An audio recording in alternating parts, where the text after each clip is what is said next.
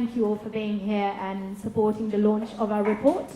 I also would like to especially thank you, Christie's Education, who very generously offered to host us in this beautiful building. And I'd love for Cornah Willis from Christie's Education to say a few words about what they do and why they decided to have us here. Thank you so much. But you know what? I don't actually need a microphone. But that is fair enough. Everybody else's benefit, I'm sure. I just want to say a very big thank you to everybody coming down to support Vastari. And my name's Cornah. I manage the programs, the continuing education programs, and we collaborate with Vastari on a number of levels. They are quite clearly at the forefront of their area in the art industry, and they contribute by speaking on many of our programs.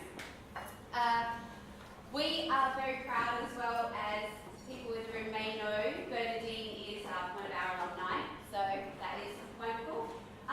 Everybody has come here with different perspectives on the report, different purposes for using the report.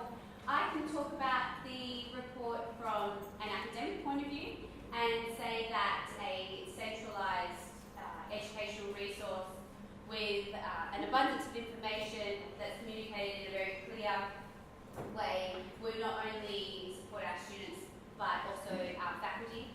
At Christie's Education, we equipped our students with the tools necessary to go out and tackle some of the most important jobs in our industry. So we can only support the report by saying it would be an incredible value to all educational facilities in the art world. And without further ado, I will pass back to Francesca, and I hope you enjoy the morning. So thank you very much. Thank you. So I see quite a few familiar faces in the audience, but also a few new ones. So I thought it would be worth introducing myself and what Vastari does and how the report sits within our mission or our trajectory. And I'll then hand it over to the report authors who will finally be disclosing more details about what this report is. So I'm Francesca Polo. I'm the CEO and co-founder of Vastari. And for those of you who might be less familiar with Vastari, we started back in 2012 with the mission of connecting private collectors with museums. We realized that these type of collaborations, specifically for exhibition loans, are mutually beneficial, and there's a true desire for more of those to happen on both sides, but there was not a communication channel that could enable this to happen in a streamlined way, which is the service that we started offering. It all happens on an online platform where the two parties can connect and can liaise to arrange collaborations. As we were working with both museums and collectors, what happened is that museums were extremely enthusiastic of having this resource, but it would come to us and tell us, that's brilliant, but actually we're now facing a bigger challenge, which is we need to be a bit more savvy with our resources, because we can rely less and less on public funding, and joining forces seems to be the way forward. So would you be able to actually connect us with other museums that we could partner with, share resources, share expertise, the funding available, our collections, and produce exhibitions together? At the same time, also, there was a great and increasing interest towards going beyond the physical space of a museum and being able to reach audiences, not just in your building as a museum, but actually in different regions, different geographies, collaborating with museums that might have a slightly different disciplinary focus. So what we did was obviously welcoming this with great enthusiasm, and we're like, sure, we have a platform, we can build another one where content can find space and reach more audiences, which is what we started doing back in 2014 with our touring exhibition platform. Little did we know that things were much more complicated than we initially thought. There's quite a few museums that have been touring for a number of years and work with exhibitions that are fully curated and can be literally shipped to a space that needs to unpack boxes, set it up, and it's all ready to go. That was fairly easy to assist that type of content to find spaces. What is more complicated is that most museums actually tend to blend this model with other forms and models of collaborations which are not fully mapped. As a result of this, when we would have a museum approaching us, most of our work, at least initially, would come down to educating them about the complexity of the scene and making sure that expectations were correct and that the strategy for touring or collaborating was an informed one. As we kept receiving a lot of the same questions, we realized that perhaps this educational mission could be fulfilled in a more systematic way by making the information that we have in-house, by speaking with hundreds of museums, available to everyone, so that this could be consumed on our platform, could be used and integrated into touring strategy at inception level, and exhibitions could happen in a more sustainable way. So this is what the report really is about. And I won't say much about it because our lovely authors are about to reveal what the content of the report is. What I'd love to share is that in our model of working, we try and be as ethical as possible, which is the best way for us to be able to serve the private sector, but at the same time, really cater to museums and be able to bridge the gap between private and public. So I think it's worth mentioning what the model of this report is. Museums have contributed with data about their institutions and made this report possible, which is why they will be getting it for free. And what we're planning on doing is to keep accumulating data and sharing it on, giving access to all the museums that would like to know how their peers work, and have them share more data with us so that this resource becomes more and more comprehensive as well as being constantly updated. The private sector will have access to this resource for a fee, and that's a way to, well, both also make more informed strategies when catering to the museum sector with your products or services, but also a way to support the museums and make this resource available to them for free. So let me now introduce the report authors. First, Francesca, who will be coming here on stage in a minute. She is a committee member of the EVA conference in London and of the Culture and Computer Science Conference in Berlin, as well as an expert on virtual multimodal museum networks. So she's basically in the space of tech and museums, which is a very hard one, as we know from our standpoint. And Lindsay, Dewar worked on the exhibition finance report for us. She collaborates with our tactic and has been involved with two of their main partnership publications, the Hiscox Online Art Trade Report and the TEFAP report. So without further ado, Francesca would like to join us here on stage and tell everyone what the Vastari Global Report is about. Thank you. Morning, everyone, and thank you, Francesca, for the introduction.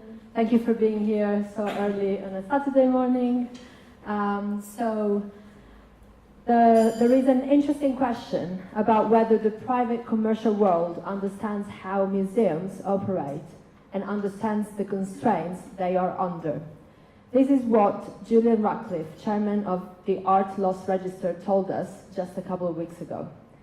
The Vastari Global Report outlines the working practices of institutions at an international scale, based on a dataset of 500 surveyed institutions. This will not be a static, one-time publication, but rather a resource that will be updated continuously throughout the coming months to keep growing over time and hoping to serve the industry to encourage more collaboration and transparency.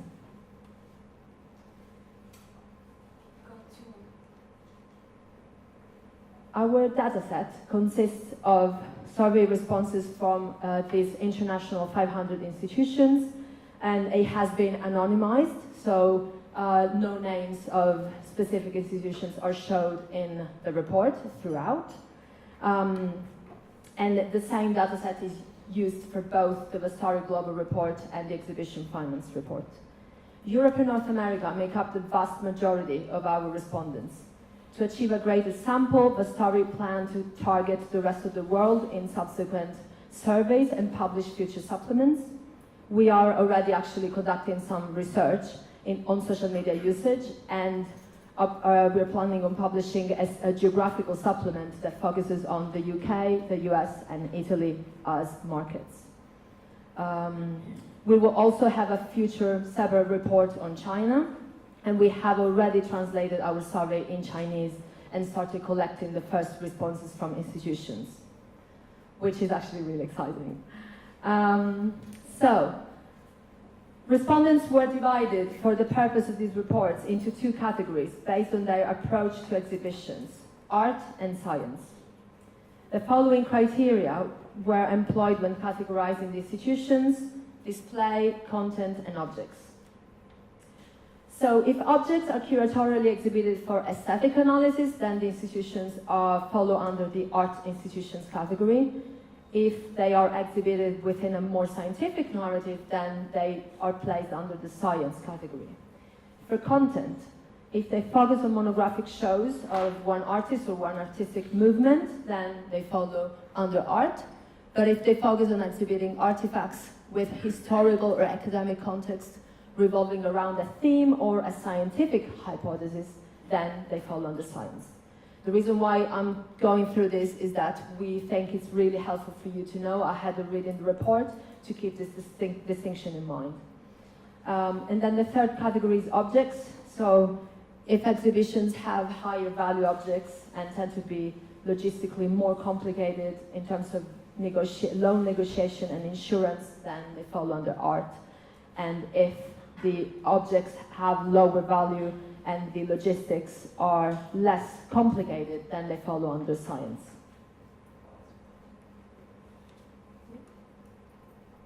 Yeah, sorry. So, this is the first page of the report. On the left-hand side, you can see the navigation menu. I'm quickly going to walk you through the table of contents. So after the welcome page, you can find the key findings that summarize the content of the report. We explain what our methodology was, and I just gave you a glimpse of it.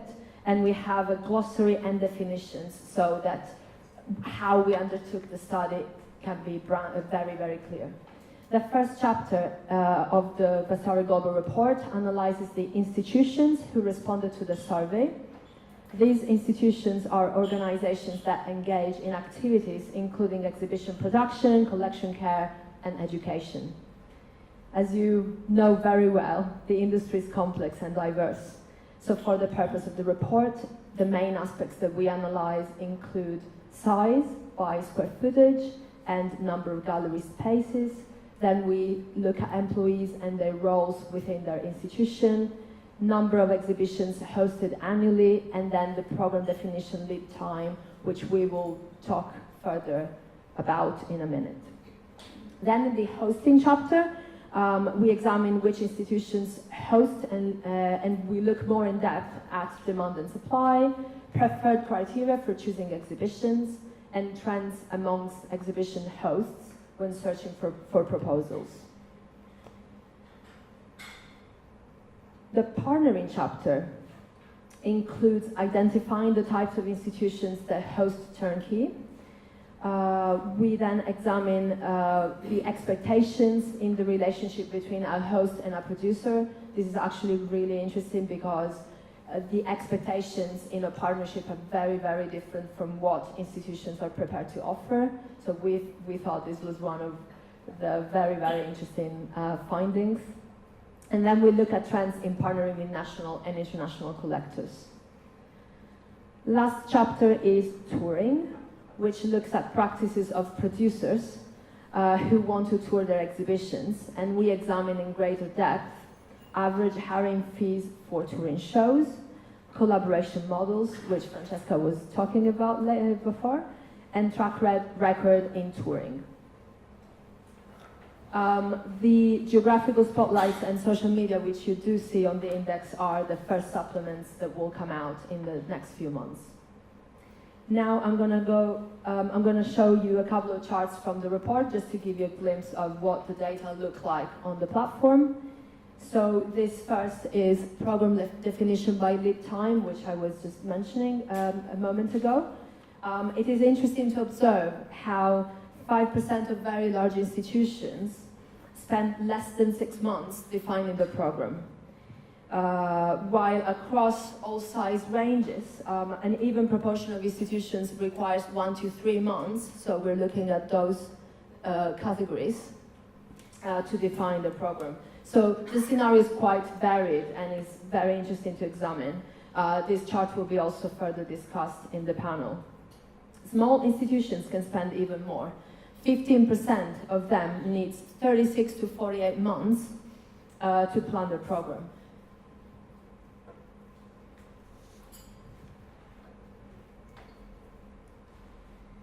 The second chart is what are your preferred criteria when choosing an exhibition. This is a question that we did ask to all our respondents. The top 3 preferred criteria, as you can see, are compatibility with institution thematic focus, cost, and audience engagement. With cost being the second most important criteria, it's really interesting to notice how, on the other hand, profitability appears towards the very end of the spectrum.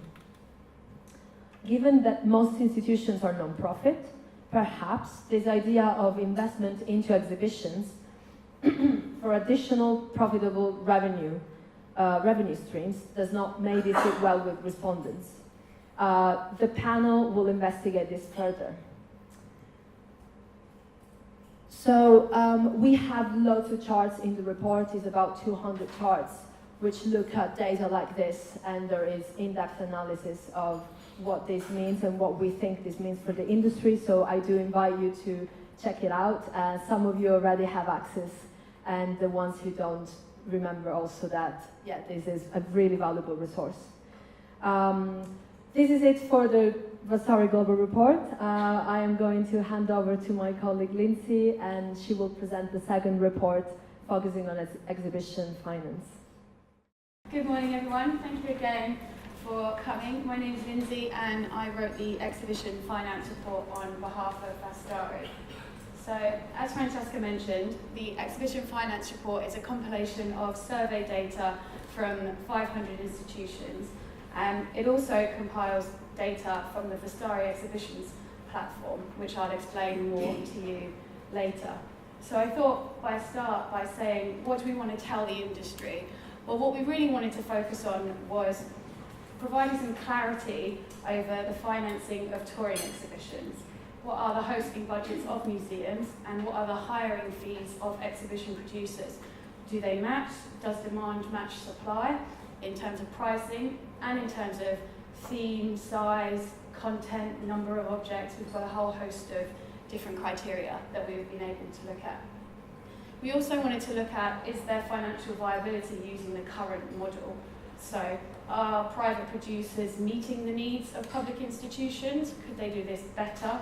And look at kind of different things that these different people need to consider. So, as I mentioned, we took some data from the Vastari exhibition platform, which is here. So this is a platform which connects producers with content-seeking venues. So we do this online through the platform. As you can see here, we've got listings of exhibitions. So you can search through, by different criteria, but it's also offline. So there's a team of researchers who reach out to institutions and say, we've got this exhibition, it might be of interest, and vice versa. So we've got a whole range of data that we've been able to get from the platform, including hiring fees for exhibitions, the size of exhibitions, sort of how long they might want to last, what kinds of themes they have, the value of the objects, what sort of financial collaboration models they're open to. Will they work in co-production? example, they share ticketing revenue, so we've managed to grab a lot of data from that and match it to the survey. So we've been able to match what people want against what people are actually out there offering, which I think is a really invaluable comparison. So similarly to Francesca, this is what the exhibition finance report looks like when you're in the portal. So she explained the key findings and methodology sections. So we will first start by looking at hosting, and the geographical spotlight also focuses on hosting, but it's primarily at North America and Europe. So looking at everything through a hosting budget. So we have a range of hosting budgets which range from micro, which is under $10,000, small, which is $10,000 to $50,000, medium, which is $50,000 to $100,000, and high, which is over $100,000.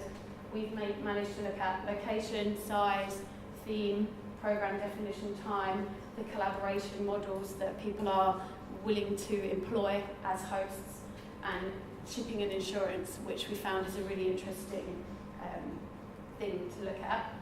Then we focus more on touring expectations. So this looks at data from available exhibitions which tour, and again is through the hiring fees, which we categorised in the same way as the hosting budgets, so that we could look and see, do people with low budgets, are they looking at the right kind of exhibition? So again, we look through a very similar lens, looking at theme, size, shipping and insurance, collaborative models, etc.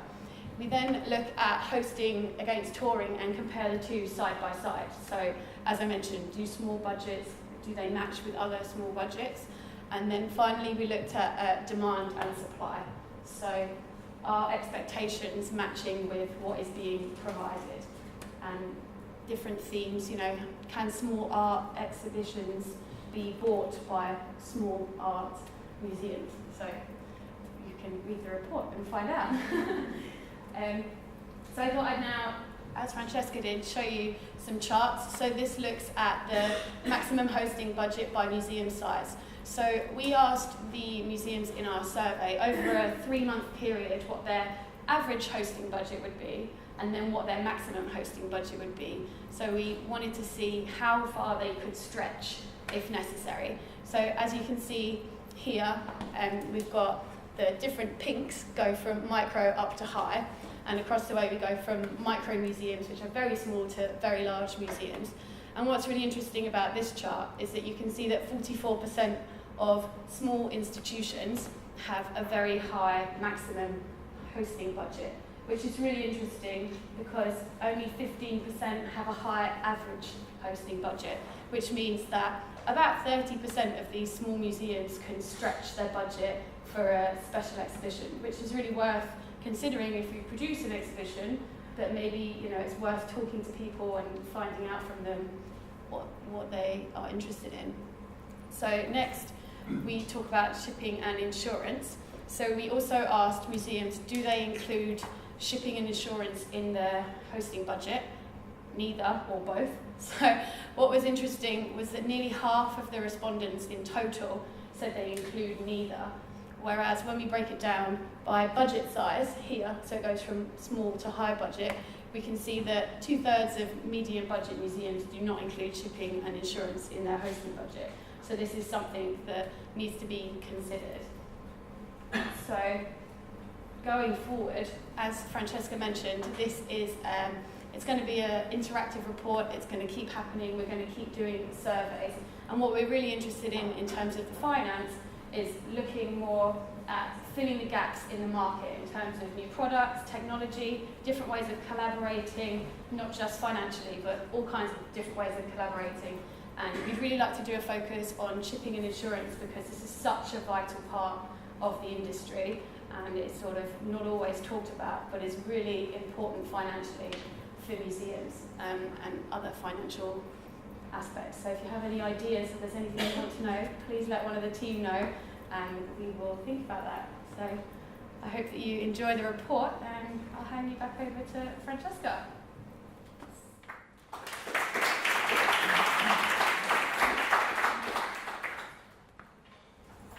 Well, actually, a briefly, all I'm going to say is that it's probably quite a lot to process, but before we move on to our panel discussion, both Lindsay and Francesca will be joining us if there are any questions for them specifically about the report. They'll be here to answer them. No takers? No questions? It really was too much process, I guess. Right, we can move straight on to our panel discussion. I'll let Bernadine introduce our panelists and start asking them questions. Yes, so I would like to ask our three panelists to please come up to the stage. We have Anais Aguerre, who is the Director of Culture Connect, who will be, yes, absolutely. And she formerly was working on international initiatives at the V&A, and prior to that was working at the British Museum. Then we have Neil McConnon from Barbican International Enterprises, who heads up the touring exhibitions at the Barbican.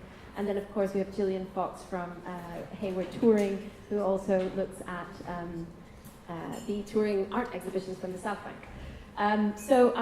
Thank you very much for coming. Yeah, exactly. I'll face you a little bit. We're perching on these chairs. I hope everyone can see us well. I guess we're going to pass the microphone around a bit as we speak during this. But first of all, I guess if you could each just describe a little bit about how the exhibitions work at the institution that you're working at the moment, and in the case of Anais, a bit about your history with exhibitions and what you've seen in the past. Hello everybody. So I work for Hayward Gallery Touring, and while this is very much a global report, I have a very particular national overview of what we're doing in the touring realm. I work in collaboration with museums and galleries across the country, and I develop exhibitions in partnership with those galleries to tour.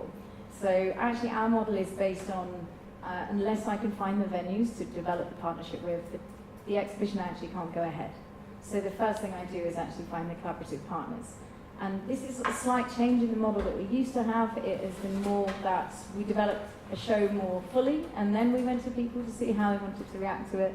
But now the change and the shift in how people are working across the country means that I'm seeing them first before we actually model those ideas. So people are far more involved in the process.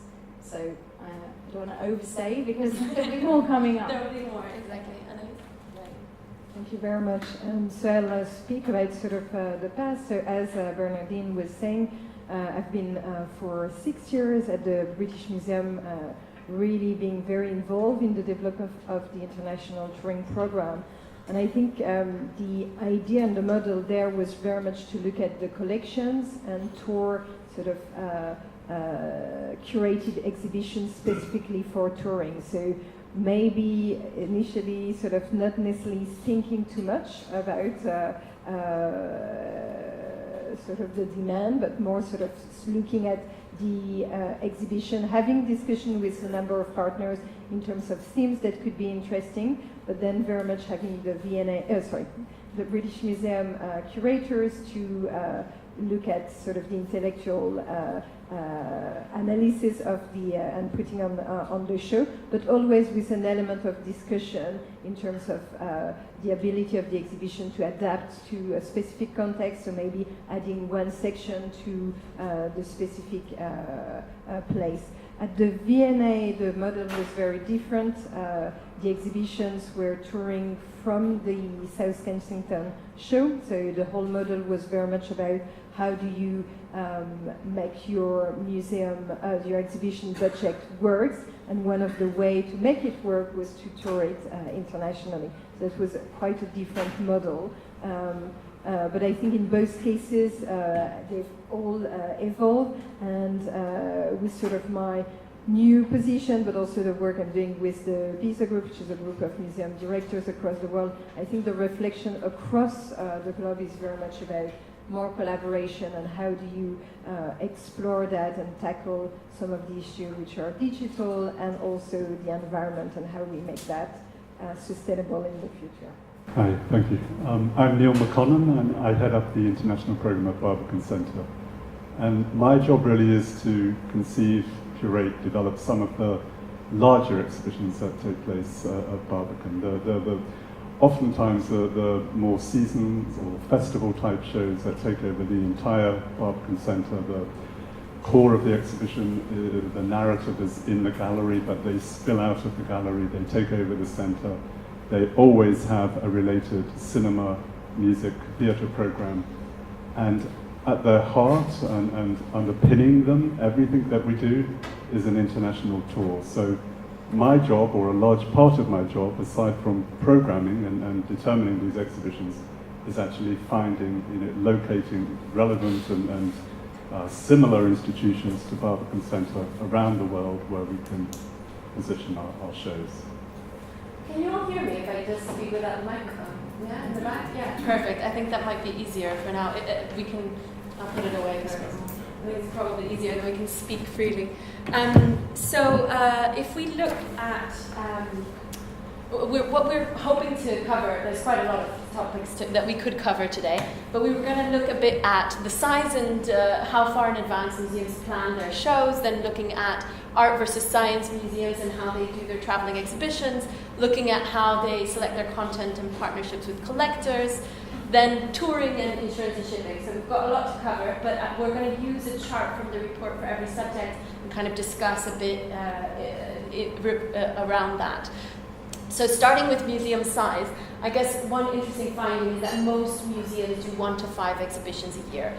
Do you feel that in your experience, do you find that is true? Do you think that generally museums, their capacity is to do 1 to 5 exhibitions a year? Yeah. What do you think? I would say nationally it's actually going down, and people are trying to elongate the length of their show runs, and this is just purely to do with the money and the funding that they have available.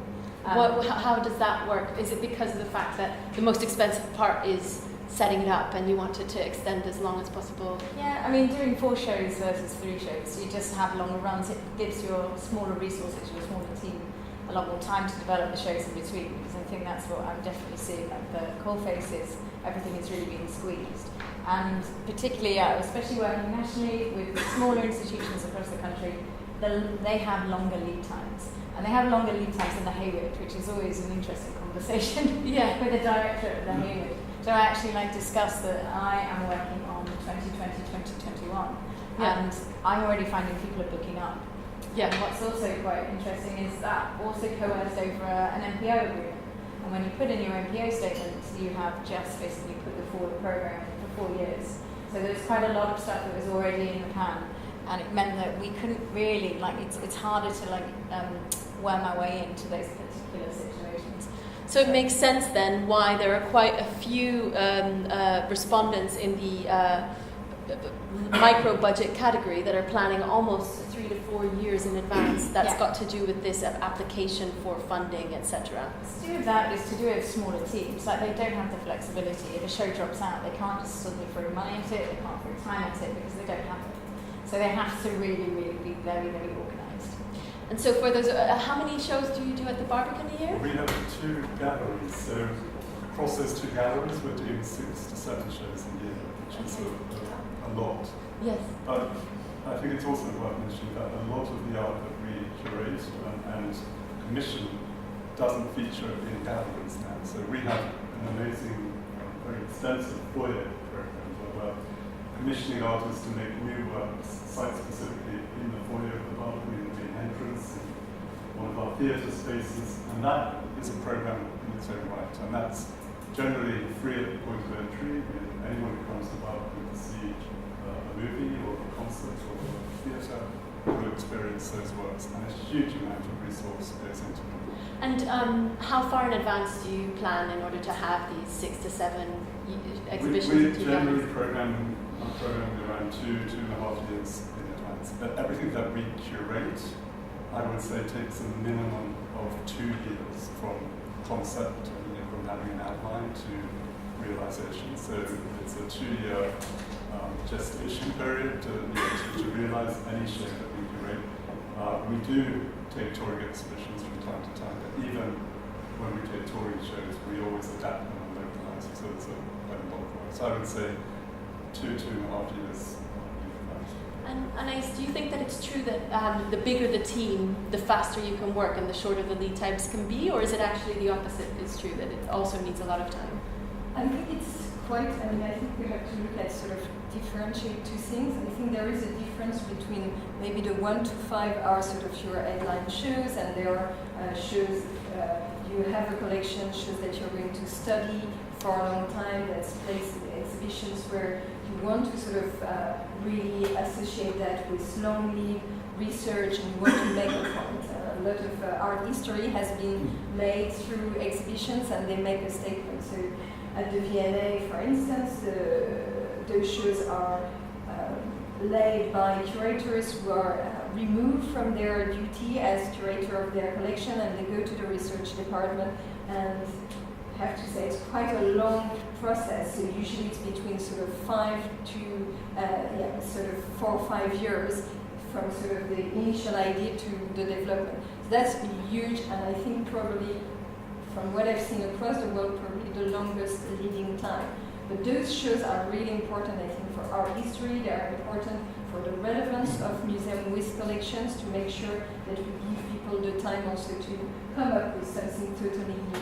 Then you have the other kind of shows which are, I think, a bit more sort of pure display, which may have a bit more aesthetic or a programming sort of purpose, which is about sort of how do you create movement and a buzz and a changing display to try to work with sort of your repeat visitors.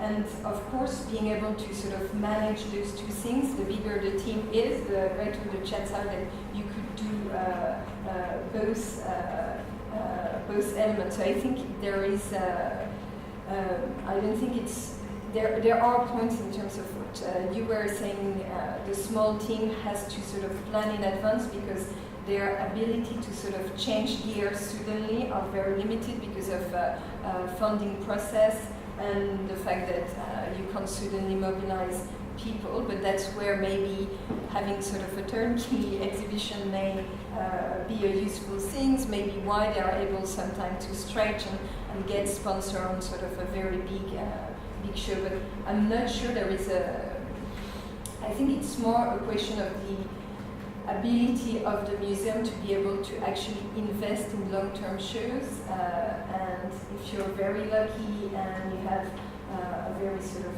strong financial partner who is backing you, you will have the time to invest in that even if you have a smaller team. So I don't think there is necessarily a correlation. Okay. I think also there's an interesting differentiation that we need to make, that British Museum and V&A are museums. Barbican and Hayward are not. So yes, that's why we call them institutions throughout the report. Not the word we can museum. be much more creative. Yeah. We can work with guest curators who are not on staff, and we bring in for 2 years to research a particular theme and then run with it. Yeah. So we don't have quite the same responsibility. And I think actually sort of looking at the chart, looking at sort of art versus science, to me the biggest sort of split is whether you're a Kunsthalle, so an exhibition space with no collection, or whether you have exhibition space but you have also your collection. For me that's the biggest difference, because of the way you operate, the responsibility you have, your ability in trading, you know, I learn you this, then you will learn me that. And so I think for me that's the biggest difference. That's a really interesting thing, and probably something we should delve deeper into in the future editions of the report, in terms of, do you have a is that the definition you would use in terms of why Hayward and Barbican are not, in your eyes, a museum, even though probably a lot of the visitors call it a museum, is because you don't have a permanent collection there? Essentially. Yeah. So I think among sort of museum professional, that's a very understood. And I think also just to state that Hayward Gallery Touring, despite the name, actually we don't tour Hayward Gallery exhibitions. yes, They are separate. We have our name has gone through a number of different changes. Hayward Touring, but we were actually National Touring Exhibitions, which was embedded in the birth of the Arts House in 1946. So we actually operate secondary to the Hayward Gallery We're a sister organisation. But again, we don't have a collection, the Hayward doesn't have a collection. This is something that we have to like start from scratch every time, working with external curators. There's no way we can do it.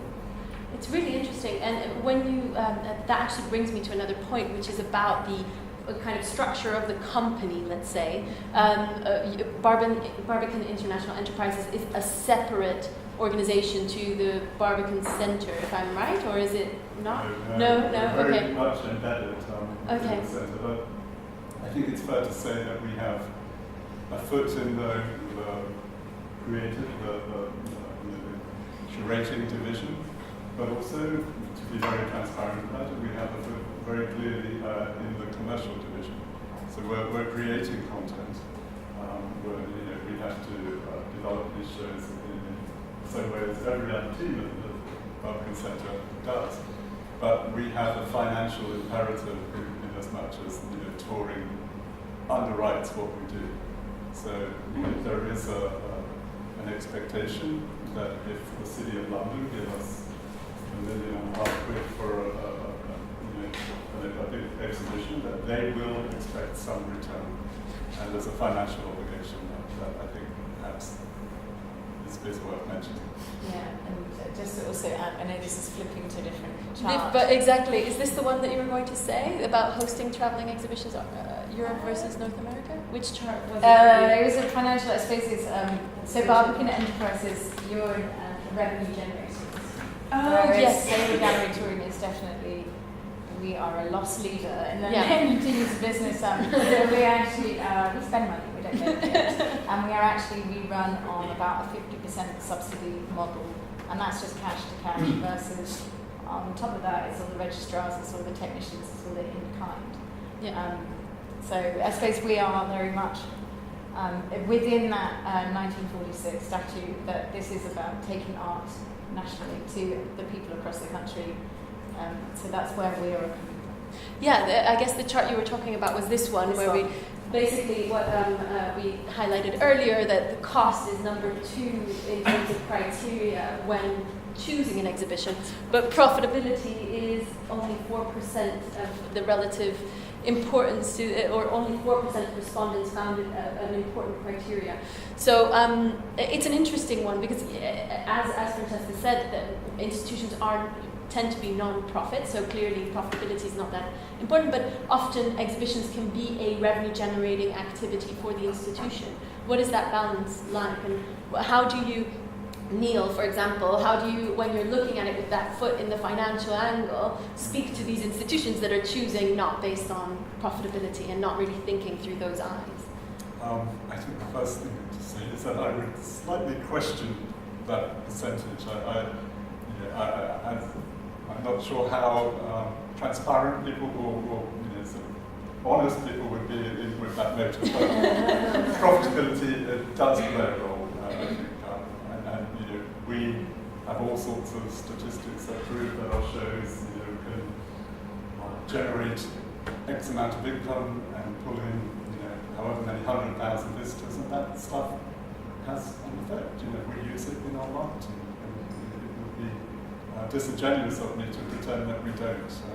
It is part of the sales pitch that we use to museums, that all museums use. If you have a successful show and you have a blockbuster in London, then you do rather bang a drum about it when you talk to other museum directors and yeah, I think you have a lot of experience with blockbusters. Yeah, I was surprised, but I think, I wonder, I don't think that people are generally lying about it. I think there is a point. I wonder, that could be sort of, I have 2 explanations maybe to suggest.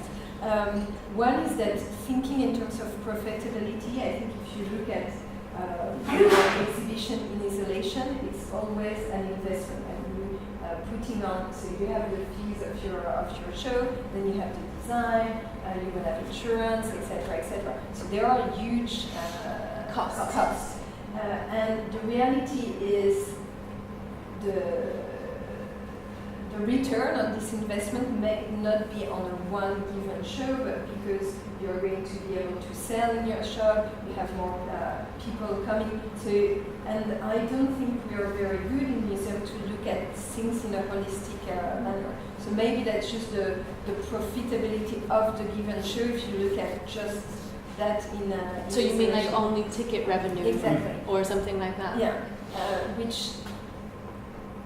so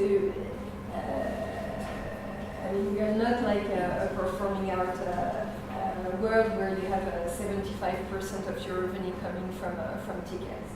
In the museum, revenues are sort of a combination and really sort of complex matrix, and you have lots of different things. However, I think more or less across the world, with the exception of some US museums where they have like exhibition endowment funds, so they could take much more risk in terms of what kind of show they're going to do.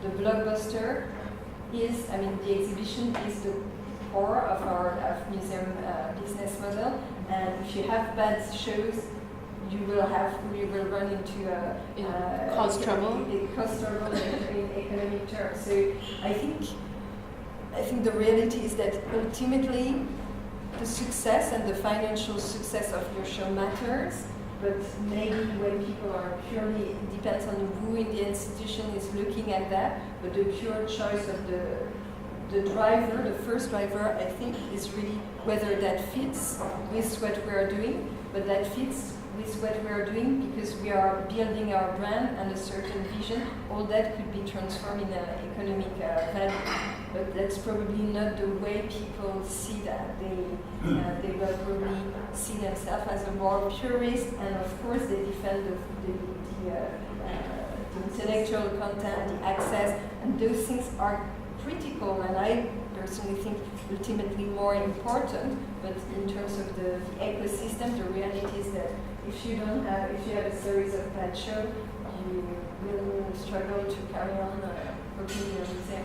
I think that audience engagement and cost is the closest crossing one can have for the profitability of a show, because I mean, a museum that is free for entry, how do you get revenue in order to get your profitability and cost? So, but the audience engagement will give you potential revenue that one would get if it was. And it could be either because of ticket sales, or, and I think we need to think also about this models or business model in the museum. It's also an argument when you go to a sponsor. I mean, you want to, even if it doesn't translate into ticket sales, that will be an asset for you to fundraise in the future. So I think when you look at that, I think that's a good point. I think there is this, but it's subconscious. People don't think in those terms. So that's why when they take profitability, they probably think, okay, yeah, I never think about that. But the reality is you have all the components that creates profitability. So I think it's more the way you look at your decision-making process and the way you think about the exhibition. Do you agree, Gillian? Well, You can disagree. well, it's a really interesting concept. But across the UK, I think what's really important is that our museums are open and they are free at point of entry. And actually, most of our exhibitions we say have to be free at point of entry. If you work with an institution, you insist that they must be. Yes, unless there is something like it's within another art centre, it's within. Well, we're not in castle. We can't go away from the fact there's a castle, so they have to find a different system for us. So we have to be free at the point of entry, and actually, I think this idea about audience engagement, that's the biggest thing for us, because actually, what they need are the numbers, and you need the quality of the show, because the numbers are what you then say to your funder, and 90% of our institutions are majorly funded by the Arts Council. Okay. So it's very different if you're funded by a national organisation that is looking at you in terms of the impact on audiences versus if you're looking at it more from a economic point of view. Yeah, I mean ours is massive state subsidy for the arts, so I think it's also a recognition of that. Yeah, well, I look forward to seeing how in our geographical focus of UK versus US versus Italy, I think different countries are probably different types of support for this from the government. In your work with the BISO group, have you seen different approaches in different countries in supporting exhibitions? Yeah, I would say, and also with the work I'm doing now with Culture Connect, I think when you look at, I think I'm just sort of picking up, I think. So maybe I hope it will make sense. But I wonder whether, I mean, if we're looking, when you're inside an organization, you rarely, I mean, you are aware of the reality of the world, which is that you don't get anything for free, so you have to sort of maintain your organization. But that's not your main driver, and maybe great because that's how we come up with sort of new ideas and new sort of things that are a bit more innovative, and that the public, we're not just responding to a demand, and I think that's good. But I think we have to look at the exhibition not as a product, but as an element which is part of an ecosystem that needs to be financially viable. And actually, probably contrary to sort of a more simplistic sort of transaction where you have your product, people pay, and you get sort of your revenue from that, it's because of the positioning that your program of exhibition is going to create, the sort of brand equity which is generated from that. And that's where you have to invent new ways of monetizing your assets, which are not necessarily, I think, exactly as sort of a pure sort of transactional element. And that's why, in a way, the two views of, okay, it's core to your business model, and actually I don't see profitability, in a way coexist, because you have different perspective, and it's part of an ecosystem rather than just a product you sell. I think it's a complex sort of set of circumstances, and you're absolutely right. Profitability in financial terms isn't necessarily the driver.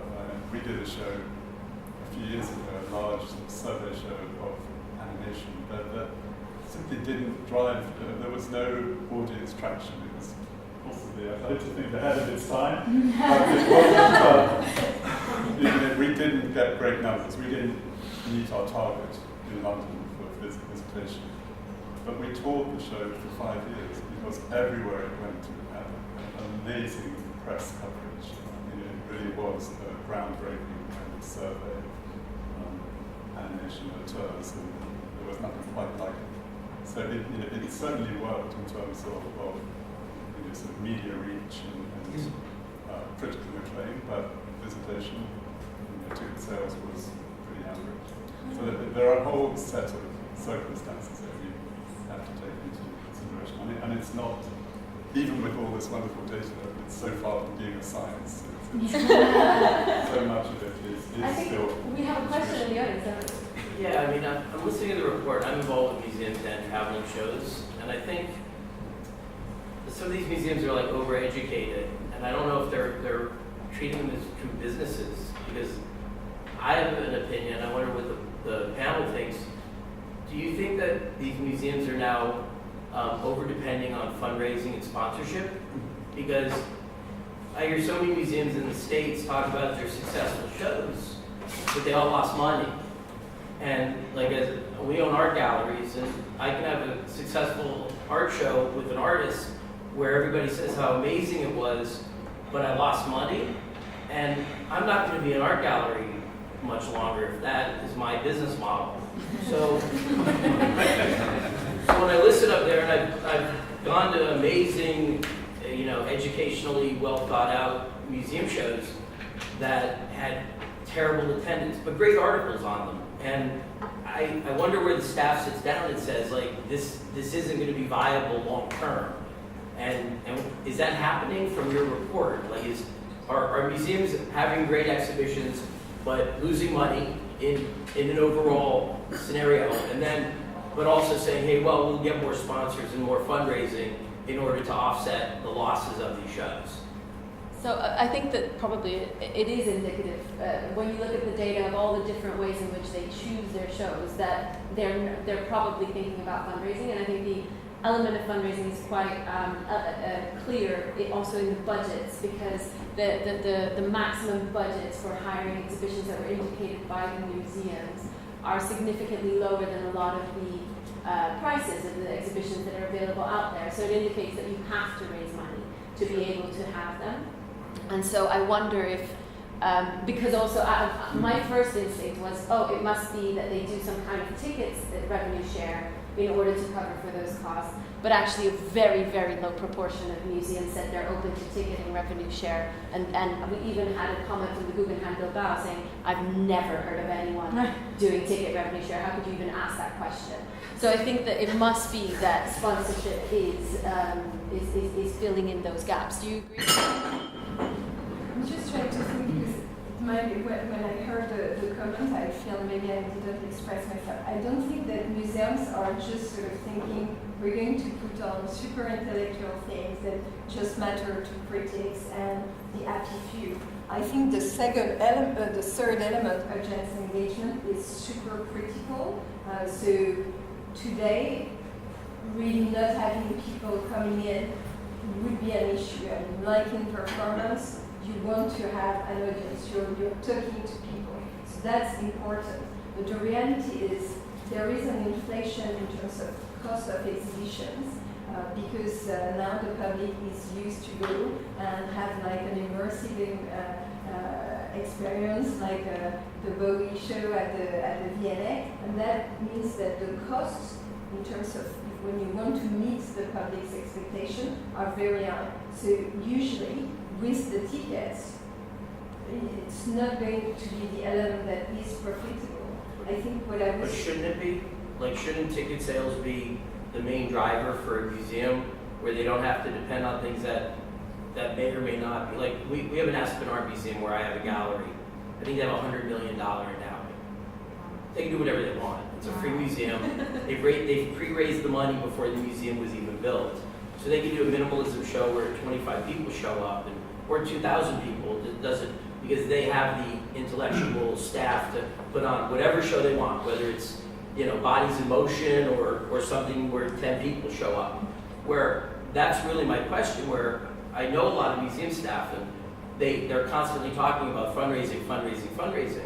But for me, it seems to scare me a little bit because the person buying the ticket should be the ultimate driver in making sure that that show is financially successful.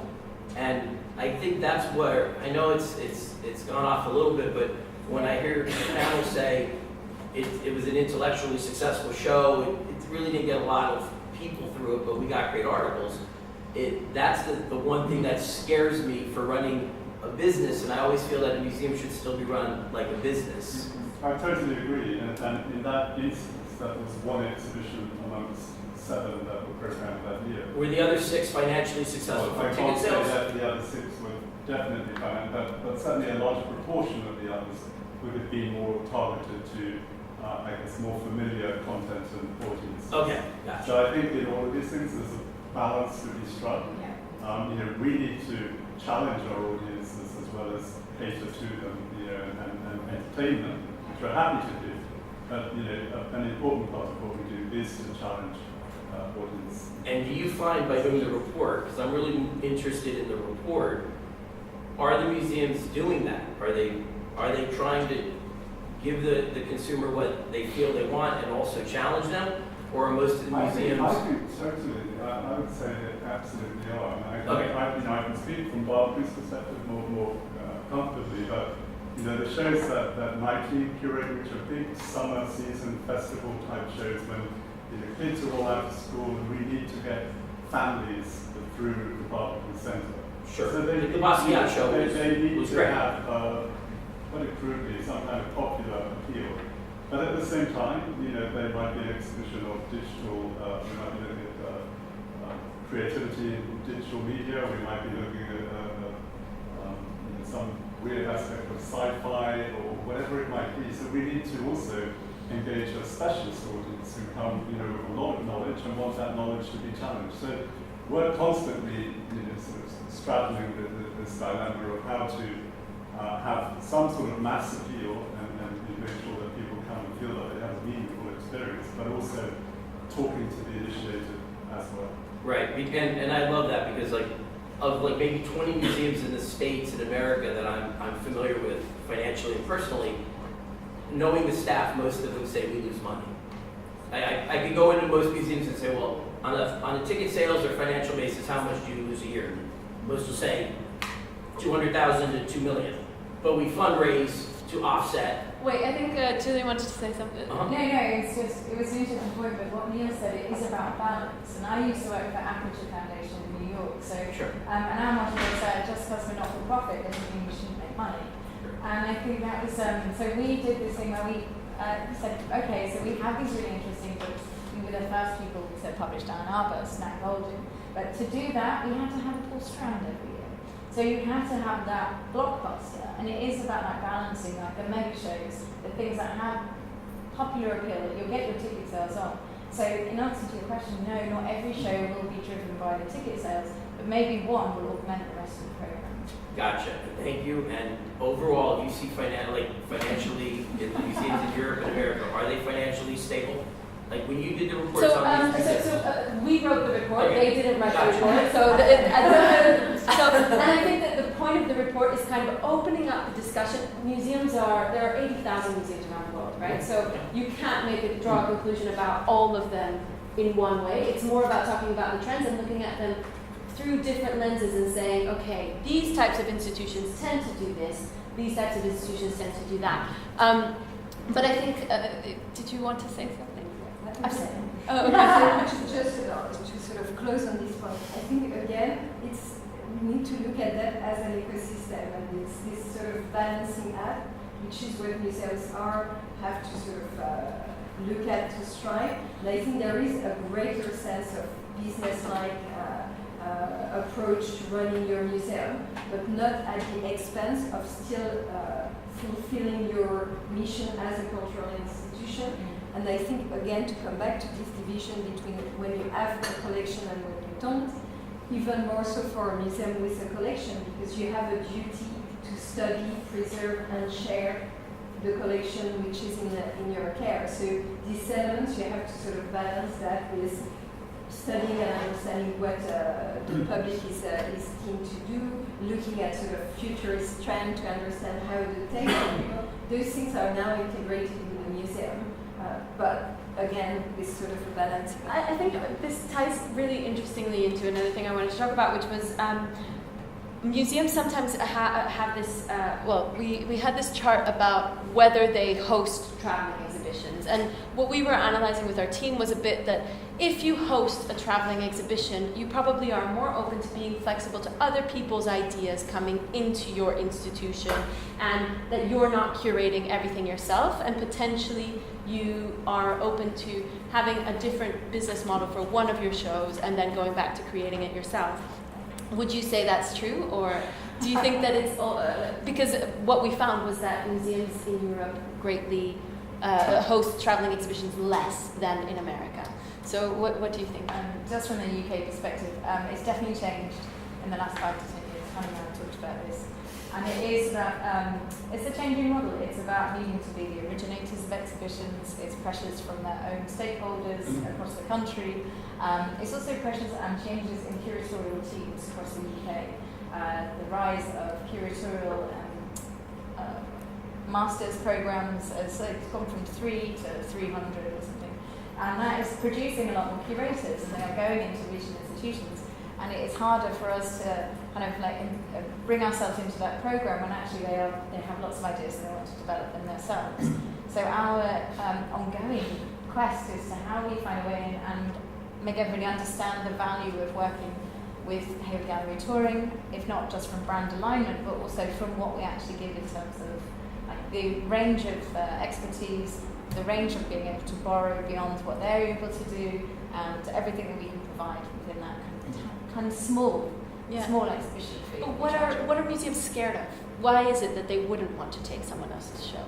I'm saying it quite bluntly, but is there a fear there, or what is the reason that they don't want to do it? I think there's another factor as well, that there are many more partnerships taking place, where museums are now working in a sort of consortium of 2 or 3 institutions to develop content, which is kind of like touring, by a different name.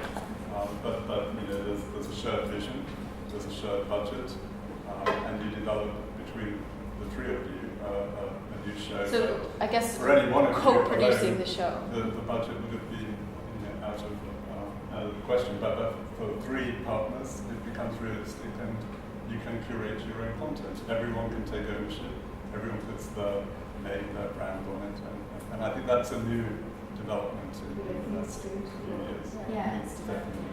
The Chisholm House, Spike Island, and Eastside Projects, they've done a lot of consortia touring where they swap things over. And but is it because I think your answer kind of implied that there are people within there are more curators out there. Yes. So more curators equals more people who want to put their stamp on the show and say that they contributed to it, rather than just taking in something that was curated by someone else. Do you think can I read it that way? But I mean, it isn't that balance within their program and the smaller teams. And I think a lot is about working with Hayward Laboratory and having that, and the quality of our shows speak for themselves. So actually, we're able to pull in, because we are a major borrower, we bring transport and insurance to the table. So we're able to do things that actually those regional institutions can't on their own. So we're trying to say that we are stronger together rather than this being something like we are a London-based institution, and I think that's always going to be a problem. Imperialistically, if we say here's our culture, there you go.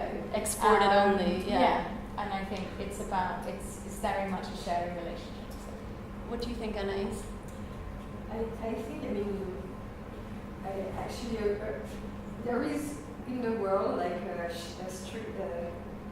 power structure shift, and that applies to museums. So people are less keen to sort of have their story told by other people, and the power of storytelling has a monetary value as well, because you will build your brand, your identity, and I think museums are more aware of that. They're more aware of their identity. Then there is the way to sort of come to a compromise when you don't necessarily always have the staff or the collection or the object, is to sort of enter into a partnership. So I think the sort of turnkey exhibition where everything you just go and you get your shipment and you just have to sort of install that, I don't think it really has a future. Okay, and Neil, what do you think on that? Also, say to the level that the major sort of certainly national museums want to attract the best curators in the world.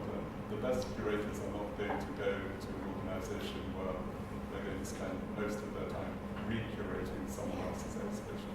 So if you want to attract the best talent in the world, then you have to give them the opportunity to have their own shows. To do what they want to do. And do you export more to North America than to Europe, or what's your experience in terms of touring Our your shows? experience is quite different, I think.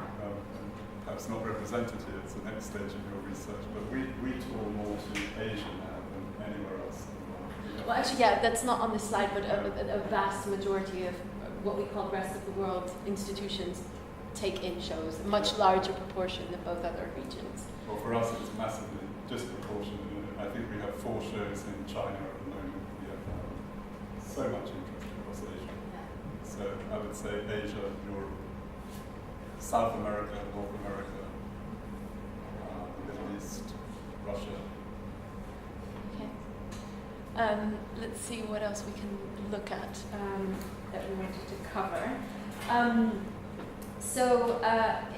I wanted to touch on something that was mentioned by Lindsay, which was about the fact that these small institutions whose average budget tends to be quite low can stretch to a higher hosting budget if they have a special exhibition. And we kind of touched on this with the concept of that there are some shows that make the money to kind of sustain the rest of the programming, but it's not necessarily true that these maybe more niche exhibitions that are not blockbusters are cheaper to produce. So how do you balance that? I guess if you're a small institution that has a lower average hosting budget, you maybe can do one show for over 100,000 a year. How do you balance that in your experience? Have any of you experienced this? So the question is sort of how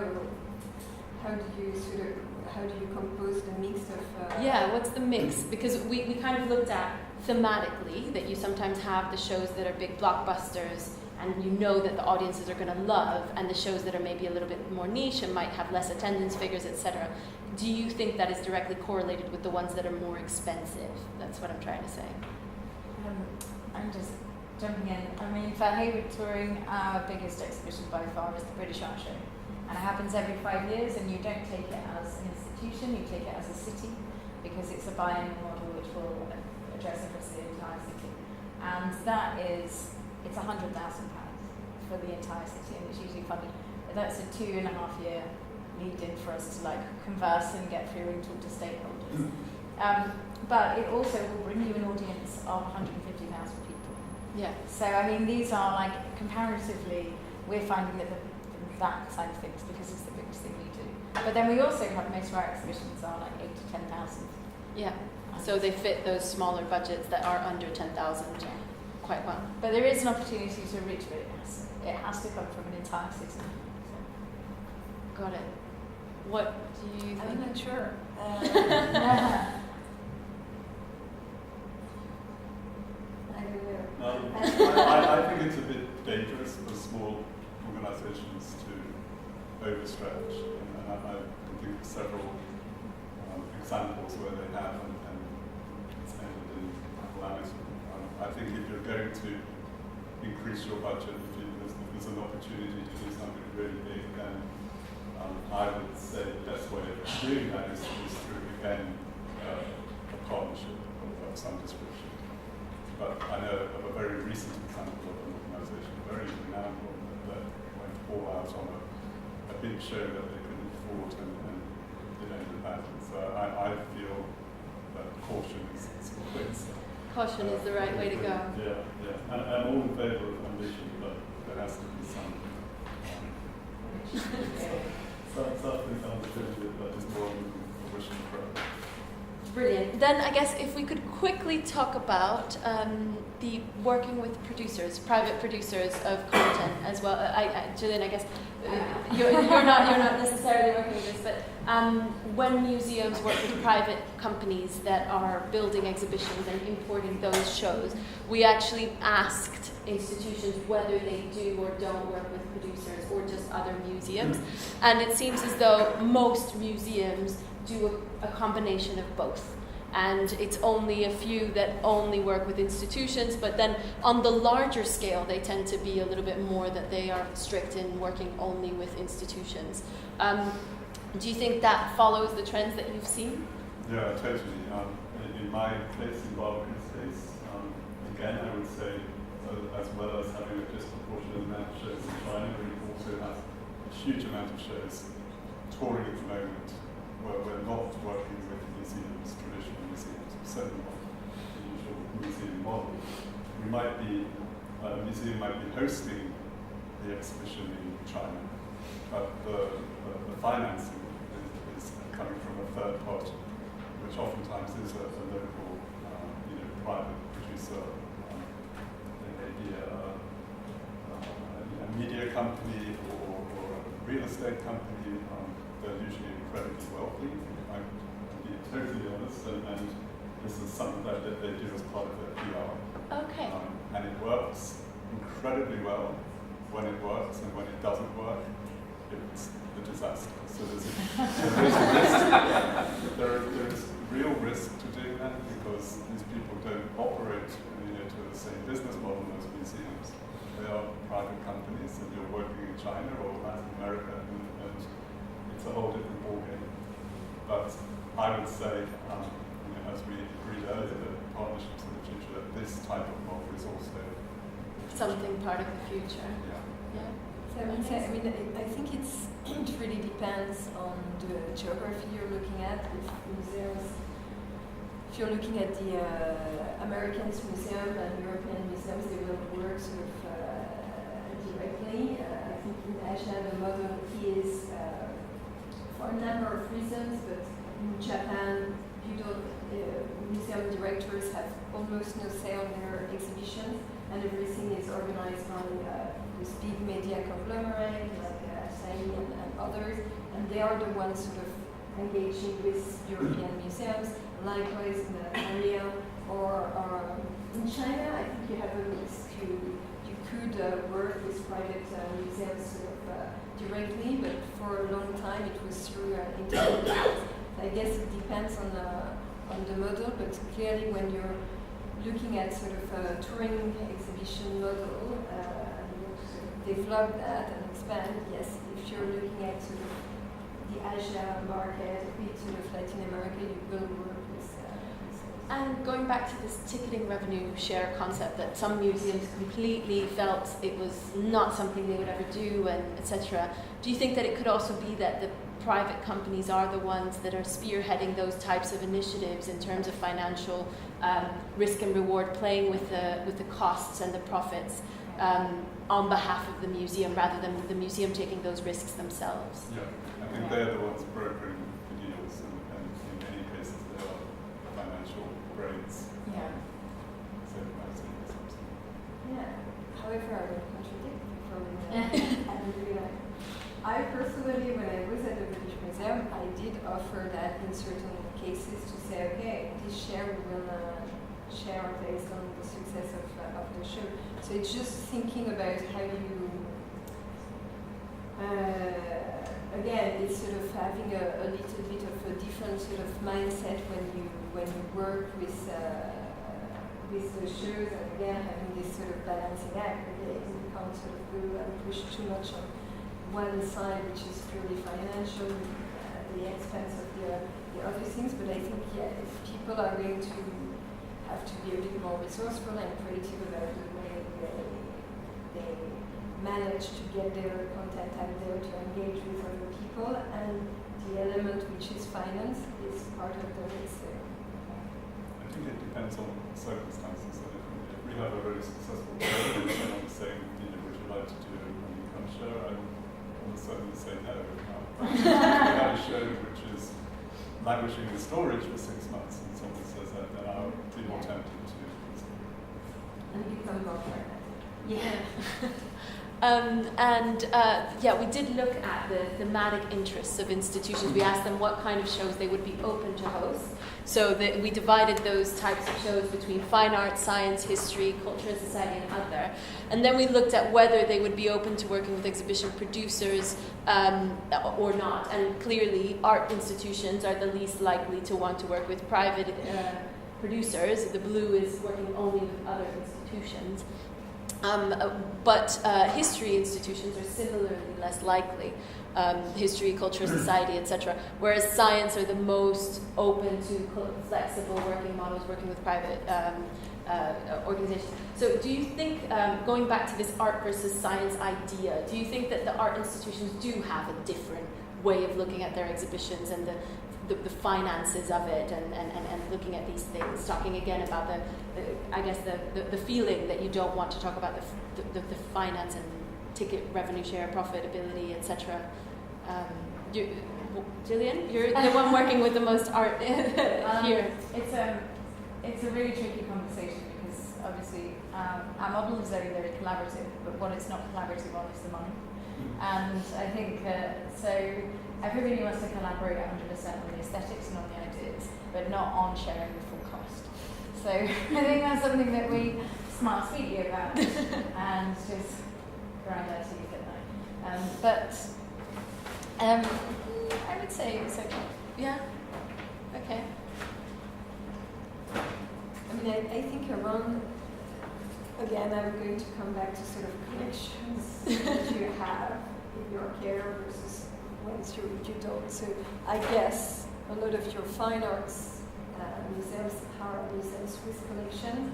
And again, this notion of sort of caring and the duty of care for the object makes you a bit more risk-averse, and the more intermediaries you're going to have, the more concerns potentially you are. If you work with a fine art institution which is going to tour their collections plus private collectors' object, they will care for that in the same way. So there is this kind of paramount sort of duty around sort of caring for the object, which means that you may be a bit more reluctant to get other people involved potentially. But I'm surprised about sort of history, and I don't know again whether it's because people fear that they won't control the narrative, and those questions around history are potentially more controversial and problematic, and you want to sort of have the story. Yeah. It's interesting. Okay, then before we go to questions from the, or actually, you have a question now? Let's do it. Yeah. Okay. Hi. Christie, Guerrera. I'm an art advisor, I'm a lawyer. Just taking your point about duty of care on that first chart. The first chart. All right, let's go. This one? Yeah, I was very surprised to see that the security rate is so low. It's when you're dealing with an exhibition, which could include some extremely valuable works of art. Does the panel find this surprising, or is there an assumption that whoever is organising the exhibition will get it right? I think maybe, and I think maybe there is an element of that. And again, two potential interpretations here. I don't pretend to have the truth. I wonder whether, in the same way as you don't think about profitability, there is this thing where security is there, and because it's so obvious, you don't sort of even put that or express that as it's going to be a criteria. It's such a given, maybe. That's why I didn't, in a way, if you're a museum, you will do and run your sort of facilities report, and if you're a public institution, you have to show that and make sure that there is a green light in the facilities report in order to get the signatures from the trustees to send your exhibition and send your object. So in a way, this is actually a yes or no point in the process. But again, maybe because I don't know who answered from which part of the museum this was answered, but if you're sort of exhibition, the teams in charge of the exhibitions. Yeah. For them, it's just so much there. They probably don't even think. It's just it's going to be taken care of by the process, which is at some point you have to agree on this facilities report, which are going to tell you things around sort of security. So I guess that's maybe why it's so. If I were lending a valuable work of art to the exhibition, I'd want to. Well, I would assume that I wouldn't assume. I'd want to know that it was secure, particularly if it was about a touring exhibition. And when you have like the contracts, you will have. So again, two differences. If you're learning just doing a touring shows with all just your collections and you don't have sort of third-party contract, if you have a show with loans from outside, you will have a loan agreement that covers the fact that you're doing this tour, and that will be part of all the security and the conditions will be part of this loan agreement. So it will be written. I mean, if there is something in the museum world, people care about object, and that's really our. So I think it's just because it's so obvious that it may be. But also, oftentimes it is a different team. So you rely on your colleagues to have that's covered. You know that as part of the process that it will be addressed. So I don't think it's complacency by any. I'm noticing a lot of questions in the audience. Probably it's worth noting. I was going to clarify at the point you the direction of the question. So it's how you choose your exhibition. So it's about having the capacity to provide the right security for that show rather than you lending and vetting who's receiving it. So that's it's whether you think you'll be able to have the security to be able to host that show. So if it has very high security requirements, so if that had been a very high answer on the question, it probably meant that people were worried that they might not have the security standards for that show. But it seems like most museums feel they have the right facilities to host the type of show. That's really what that says. But I think all the points that we said before actually remains, because again there will be sort of a process element which is going to stop that one way or the other. So when you look at the exhibitions, you will look at the other elements, and then unfortunately you will have sort of the go ahead or no, mainly based on that. And often when we're actually making the requests, we have to send that security reports over. So I've done one to Chicago Institute recently, and I had to know exactly where it was going in one spot before they even consider it.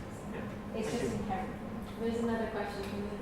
Yes, hi. I have a question, and this relates more to smaller regional museums, because that's really a question for my own interest. I'm the director and founder of the Young Masters Art Prize, and we have been approached quite a lot recently about the possibility of touring the whole concept and initiative. But the question really is more, how do you think the smaller museums, particularly in this country, say the regional museums, I mean, if the criteria, I think is probably a bit different, and is it more like audience engagement, potentially, rather than finances, or, I don't know, it's a question more about regional, smaller museums. Is the criteria, do you think, different? Generally, I worked for Hayward for 5.5 years, and it's not that our regional museums are just as good as our London museums. It's nothing to do with size or ambition or quality, and they all treat objects in the same way. As museum professionals, we all care about the things within Aguerre, and it's more the ambition related and the money related to that, what they can contribute to that program. And I think in developing tours across the country, we're lucky because we have our own climate control vans which we can take out around the country. And it's actually something that you mentioned earlier about transportation and insurance. And those sides of actually developing exhibitions are remarkably high if you do things from outside your collection that actually involve bringing things into your work. So regional museums are definitely, they're thinking exactly along the same lines as everything else. Yeah. I'll share sort of a story. So a year ago, I resigned from my museum. A bit in reaction to Brexit, thinking, okay, that's always the same. We're sort of taking part to the international collaboration circle. And the reality, and I would agree, is that there is a wealth of expertise, collections throughout the country. And I felt, well, I've been very lucky to work 6 years at the British Museum under a very visionary director, 5 years again at the V&A. In the same way, people who really felt and believed in the fact that engaging internationally was a good way forward for us globally. And I thought, well, one of the barriers is actually the teams, and we come back to the size of the team. People are able to do amazing things, and they are very resilient, extremely resourceful, super creative because they don't have so many things. But then when you start to look about sort of collaboration, working outside, that stretch, that takes a lot of time. It's really time consuming to build this and maintain these collaborations, or even to sort of know what sort of project and partnership are relevant.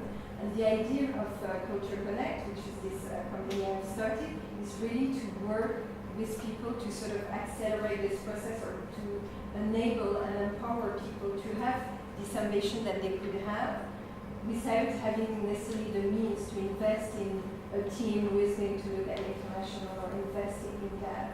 And the idea is really that I personally believe that there are much more people or institutions that are able to work and create this collaboration, and you just need sort of this little sort of additional help to sort of understand how does that help me accomplish what I want to do, and where do I go, what is the relevant and the right project. So I really think ambitions, because of the size of the institution, they should dream in the same way, and actually the world needs more people to engage internationally and to have this ambition of collaborating and creating other things. So dream and go. Any more questions from the audience about the the subject, I think it's actually a really nice note to end on. Because I think what Anais was just describing is exactly what we care about at Vastari too. It's about the fact that working internationally, sharing ideas, sharing content is the way to make conversations better. Yes, Adrian? Can I just ask one question? Just for the panel, to what extent has Vastari transformed the way you work? Interesting question. So I'll start. If that's okay. So I really think, two really interesting things that Vastari is bringing is a better way actually to connect and facilitate this connection. So using sort of technology and this platform to connect people. There is an evangelization sort of work to do with big institutions like the one I've been working on, because those institutions have the funding to have people like me who are actually going and calling and creating this network and this contact. But they will still sort of actually benefit, in particular on more sort of the connection with collectors dimension, but it's just sort of, it's a long process. The other things which I think, and we didn't speak about that, but I think it's something that our sector will have to think more and more about, is the reality that our world is having to manage major climate and environmental issues. And you could see how having a platform that connects people cuts on a number of travel. And I think that's something that museums are starting to think about, but I think increasingly that will be important. And having sort of a matchmaker online will save time, money, and help the planet. So I think it's a really useful tool. I would agree with all of that. I think having a common platform obviously makes our work much, much easier. I think also spanning different so-called disciplines of not just contemporary art but science as well. In terms of the program that I developed, although we're a cultural centre, probably 30% of our business, if you like, is with science museums. So being able to tap into a whole network of science venues internationally is really invaluable. And the knowledge that science museums are actually interested in museums that art centres create. I think that's a whole new world that's opened up like that. So we haven't spoken much about the whole sci-art debate, but I think there's increasingly a huge overlap there. And certainly Vastari was accommodating that in some respect. Mine is just from in terms of research, because I was delighted when Francesca talked to me about this report. It was a report that I was trying to do in the UK for national institutions and through research. But my job is front and centre delivery model and curating and working on exhibitions. So actually, to have some of this quantitative data, and actually it's more grist to my mill that I can take to my director and explain that these are the things that I've just been using my own empirical evidence. Now it's really doing myself. Well, actually, I would love to just really quickly ask everyone who helped write this report or create this report to stand up in the room, because actually this was an effort of more than 12 people, a lot of them who are here, some already standing in the back here. Go on, Aguerre, come on.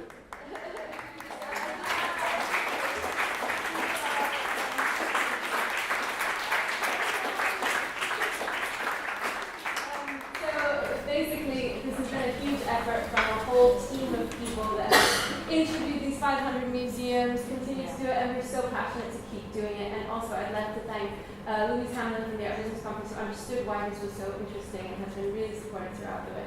And of course, Christie's Education for hosting us today. It's really amazing. We're super excited to keep sharing all of this information with you. We really hope that it will foster more collaboration, more work internationally. And thank you so much to our wonderful panel for putting all of this into context. Thank you so much.